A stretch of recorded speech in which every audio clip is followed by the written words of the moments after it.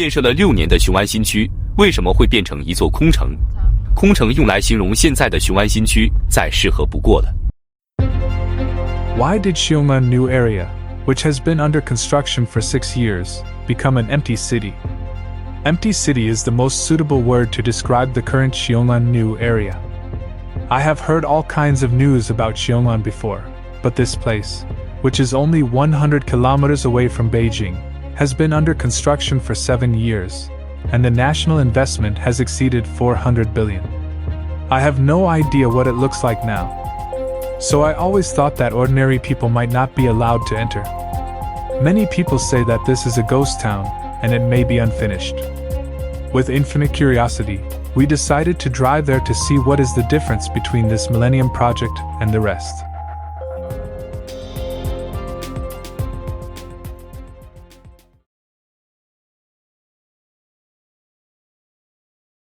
There are 2 highways from Beijing to Xiongan. One is Beijing-Hong Kong-Macau Expressway, and the other is Beijing-Xiongan Expressway. This time we chose the Beijing-Hong Kong-Macau Expressway, which takes less than 2 hours to reach Xiongan. After entering Xiongan, what comes into view is the construction site in full swing and various vacant buildings that have been built.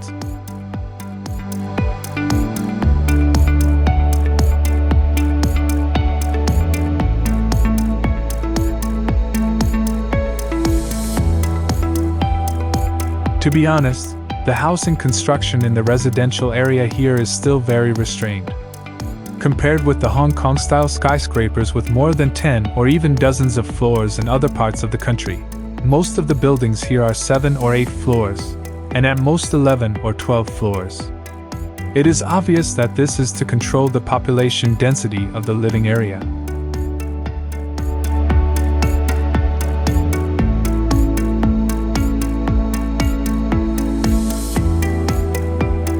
Back to the details. I personally think these communities are not very distinctive.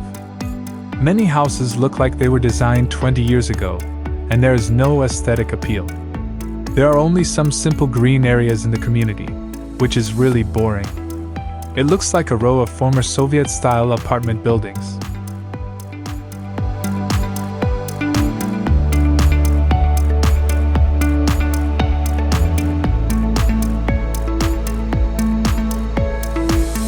Let's take a look at the layout of the streets. Although I am not an expert in urban planning, I have been to many places. I have lived in Beijing for a long time and can feel the inconvenience of traffic design defects. Xiongan's urban road planning is essentially the same as Beijing. The setting of traffic lights with this road network width and the setting of commercial services on the street can neither meet the needs of fast driving of cars nor the needs of people's daily life. Simply put, it looks clean and tidy now, but if you really live in it, it will be inconvenient everywhere. As long as you have been to the United States, Japan, and Europe, you can feel the difference between each city, and you will understand what I mean. Anyway, unless the house is very cheap or required for work, otherwise, I will definitely not consider living in such a place for a long time.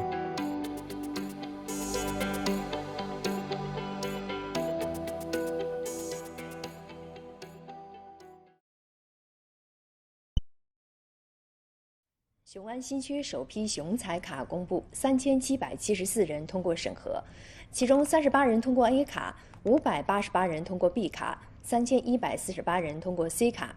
雄才卡持卡人在新区无自有产权住房的，可以按规定在新区购买商品房或者是共有产权房。According to official propaganda, Xiongan hopes to introduce 6 million high-paid talents in the midterm of its development. These talents have standards. First, you are either a person from a national enterprise school that has moved to Xiongan. Second, you are a high-quality talent from a university. And third, you have settled in the city based on the points system. Anyway, I have studied it and found that, except for the farmers who have moved back, this city is not very friendly to most ordinary people, and they are not eligible to buy property here. If California also has a policy that only allows people from large Silicon Valley companies to buy houses or gives them a policy preference, do you think California can develop? Anyway, I know that Shenzhen and Pudong did not have such discriminatory policies at the time. Of course, I think preventing overinvestment in real estate development is also one of the reasons. But if you really want to develop Xiongan, all types of talents should have equal opportunities instead of distinguishing ordinary people from elites.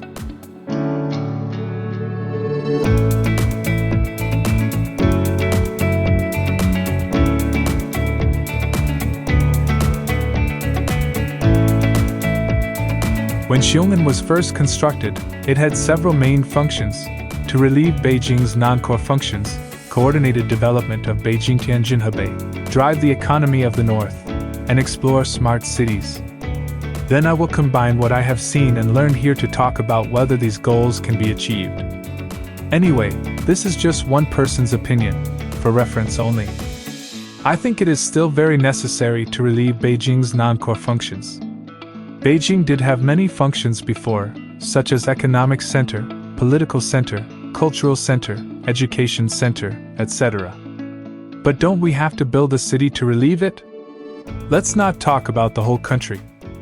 There are so many places in Hebei and Tianjin that can take over. Why not transfer some industries and people to these cities? It was agreed that Beijing-Tianjin-Hebei would develop in a coordinated manner, but no matter how hard we try, Beijing can only dominate. Hebei and Tianjin, and even the entire northern economy, all rely on Beijing. Beijing has also relieved a lot of industrial resources to Hebei and Tianjin, but we haven't seen the economy of these places improve. So how good can it be to build another city now? I am indeed skeptical. Speaking of the issue of driving the northern economy, I personally think that it really cannot be solved by building a city. The economic problems in northern China are obviously caused by over-bureaucratic policy implementation and an active private economy. To solve this problem, we should respect the private economy. No matter how much money you spend on building cities, if this problem is not solved, the entire northern China will never catch up with the south. Anyway, I look at the current Xiongan model and I don't see how many open policies there are in this regard. In fact, it may not be Xiongan, any northern city, as long as it can let go, may have a chance. Let the private sector become active and respect the interests of consumers, and the economy will naturally be good.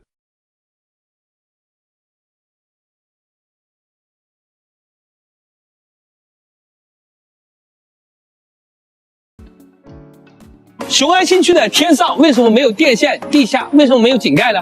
我们都知道，常规的城市呢都是头顶支柱，脚踩大圆笔。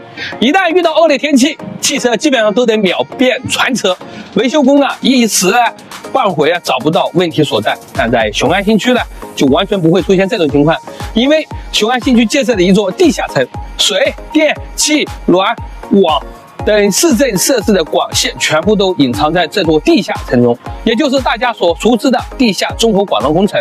地下管廊呢，一共分为3层结构，最上面呢是物流层通道，用于无人驾驶汽车物流货运通行。也就是说，不只是电线井盖，以后可能连快递小哥都看不到了。中间层呢是用来人员疏散和通风设备安装的夹层，最下面呢则是4个不同功能的管线仓，满足未来城市所需的能源、电力、通讯、供水的传输需求，并且呢，现在的城市如果地下管线仓出问题，肯定要刨开来修。但是雄安新区有这样一座地下城的存在，就大不一样了。它能够快速检测到具体问题所在，这样就不会对居民的生活造成影响了。怎么样？这样的雄安新区是你所期待的吗？ The last one is smart city. Maybe this time, it is related to the fact that we have been in Xiongan for too short a time, or it may be that it has not been really built yet, so we don't feel where the smartness of smart city lies. But looking at the official news reports, digitalization, automation, green environmental protection, and urban safety are definitely no problem. This is what all cities should do, and it is also a major direction for the future of China, urbanization, and fine management upgrades. I once visited the municipal building in Wuxi. 10 years ago, the entire building had already achieved its own intelligent control and recycling of energy. At that time, I was really shocked by the management capabilities there. Now, it is not impossible to use Xiongan as an experiment. As for the topic of whether Xiongan will be unfinished, I personally think it will definitely not be unfinished. Although it is still an empty city now, all resources are invested here, and policies are also tilted inward, which is much better than some local economic development zones or high-tech parks. But what do you think will happen to this development in the future? I think it still depends on whether it conforms to economic laws. The development of Shenzhen and Shanghai Pudong has achieved rapid growth under the premise of the great development of the domestic economy at that time.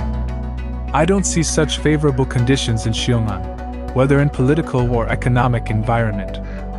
Unless Xiongan reaches the third stage and makes greater adjustments in policies, the current domestic economy is actually that various administrative policies have not kept up with the pace of economic development. The needs of the people exceed the government's governance and management capabilities. If we want to return to the economic development speed of the past, we must go further in terms of openness and management capabilities. This depends on whether our managers have long-term vision and ability. So it is too early to judge whether Xiongan will be unfinished. This time we also went to Xiongan and saw the real life of the local people. Although Xiongan has been built into a modern city, I found that the villagers here still maintain their original lifestyle, which is interesting and more real. Next, let's take a look at what a real Xiongan is like, and end our video with this.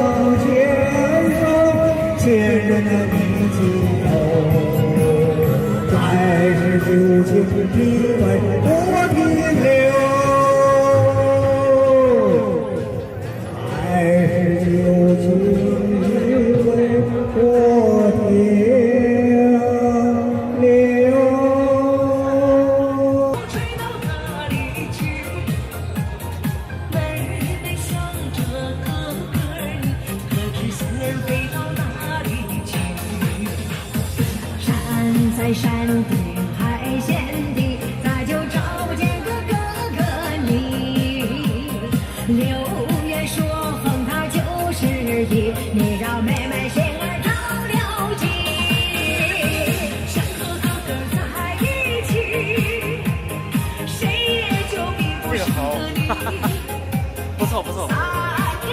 吃下饭，慢慢味香的美味的火鸡。